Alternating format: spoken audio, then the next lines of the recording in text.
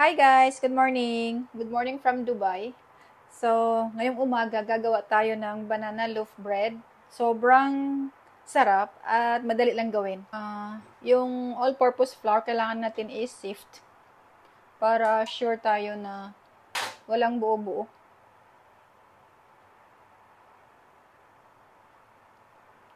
Sobrang dali guys gawin. Masarap din. Tsaka sa mga health conscious, pwede mag-substitute ng ingredients. So, 1 cup of all-purpose flour, 1 teaspoon of baking powder. Pagsabay natin yung mga dry ingredients at saka sa mga wet ingredients naman, sabayin din natin sila. Half teaspoon of baking soda. Tapos yun, mimix na natin.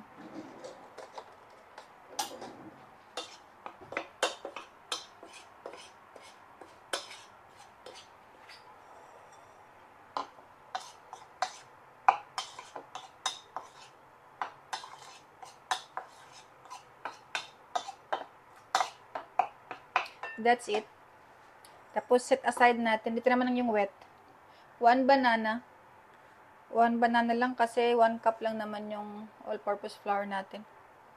Good for 1 or 2 person lang talaga to. So, kung marami kayo sa bahay, doblehin na lang ninyo.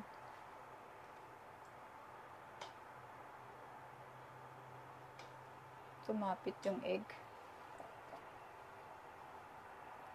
I-mash natin yung banana.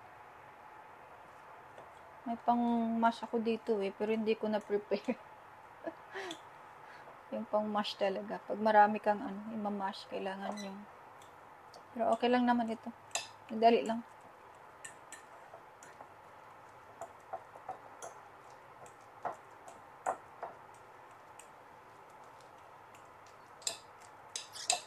Kunyari, may mga hinog na saging kayo sa bahay. Pag itapon, gawin na lang natin na ganito. Sayang din. Pwede pang merienda, pang breakfast. Yan, pwede na siya. Then, add natin yung egg. 1 egg. Kailangan, room temperature siya. Ilabas mo na sa ref.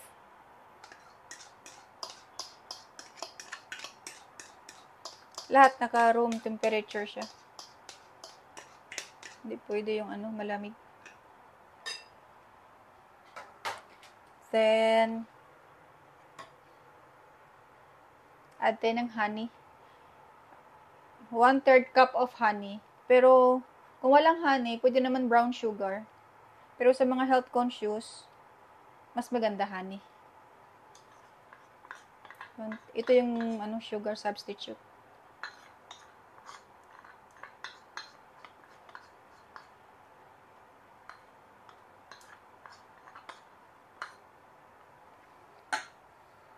Then, 1/4 cup evaporated milk.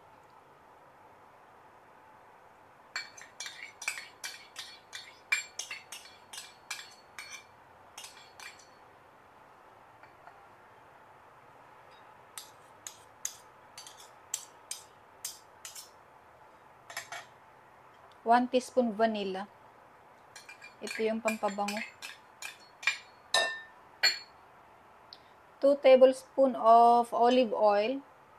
Para sa mga health conscious. Pero pwede naman kahit yung vegetables oil, normal na oil lang. Pwede din butter, kung may butter kayo.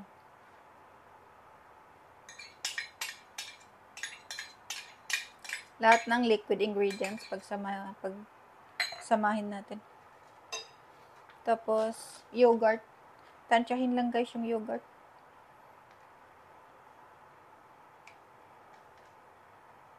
Mga 2 tablespoon. Yan, mimix natin lahat.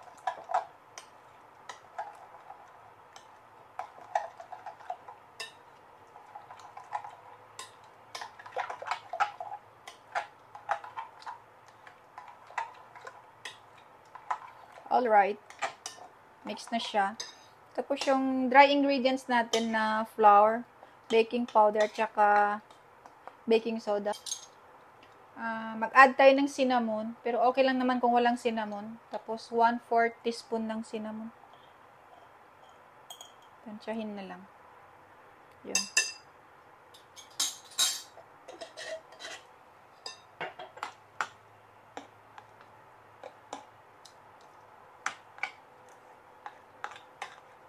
This time, pwede natin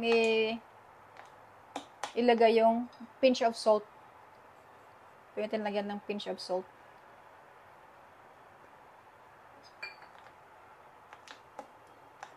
Tapos optional.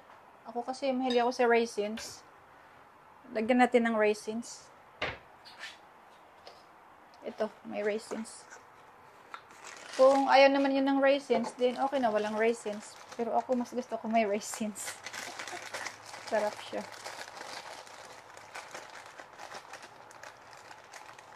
Tansyahin lang guys, yung raisins. Gaano kadami. Gaano kadami yung gusto ninyo.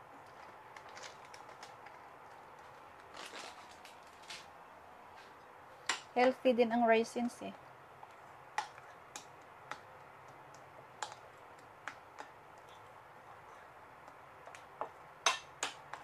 So, ito na siya guys.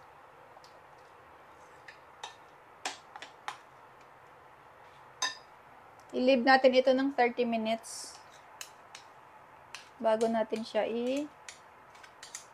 lagay sa loob ng oven. Lutuin.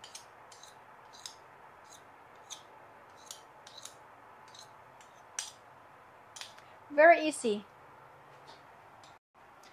Then, takpan natin siya guys. Pwede naman plato pantakip. Pero, pwede din pwede din cellophane pantakip. Cellophane na lang gamitin natin. Cling wrap. Okay lang siya, plato. Kung walang ganito na, cling wrap, pwede lang plato. Takpan natin siya ng 30 minutes. Bago natin siya After 30 minutes, preheat na po natin ang oven, guys.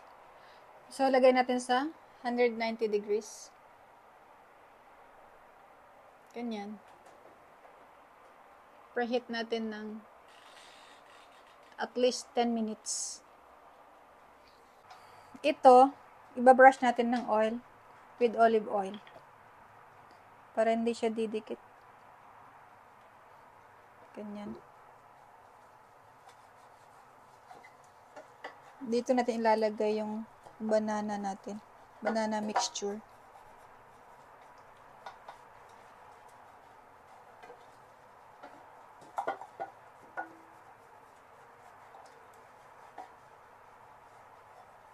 Sa mga walang oven, pwede naman steam kung may steamer kayo. Kailangan may mga molder. Yan. So, ito yung mixture na banana natin. Ito na pong ilalagay dito.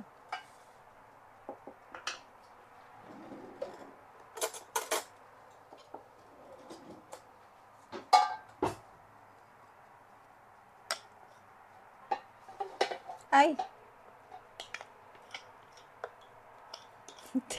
Hindi So, ito na yun guys. Luto na siya. Lilipat natin dito sa plates.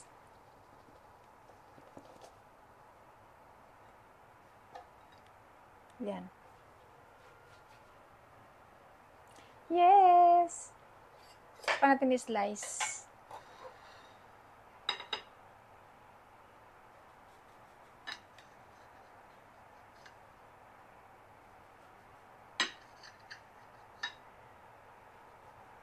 Mainit-init pa guys. Nakakatakam talaga.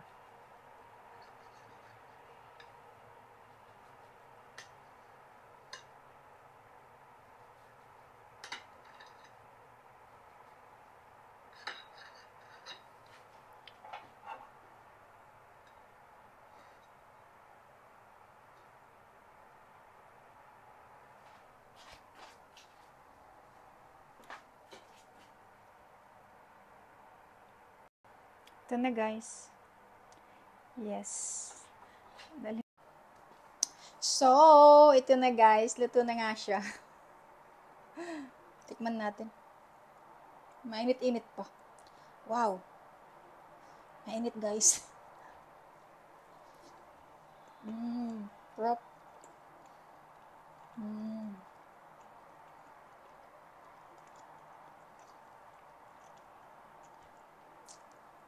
Really good.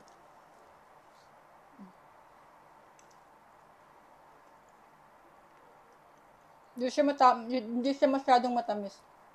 Tamang-tama lang.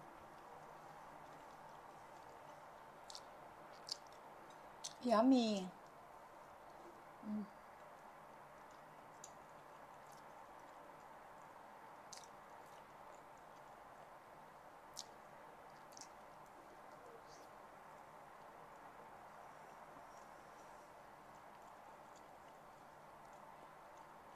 Wow. Sarap. Lutong bahay.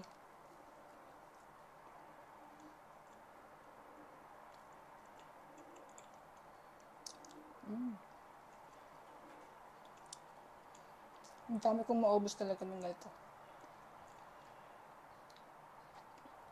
Cinnamon tea. Herbal din ito guys.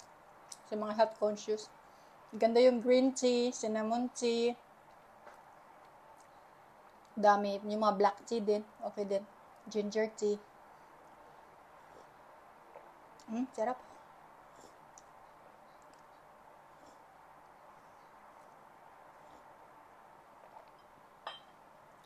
So, that's it guys. Thanks for watching. Please click like and subscribe and hit the notification bell para updated kayo sa next videos na upload ko.